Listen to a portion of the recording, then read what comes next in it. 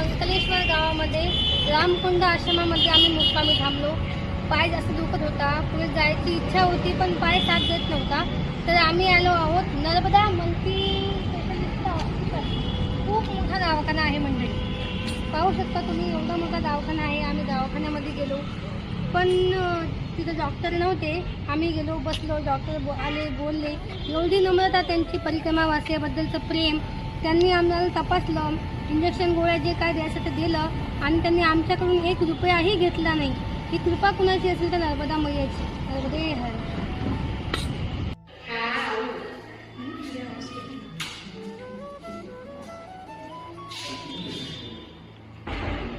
चला ना, आता काय राहिलं.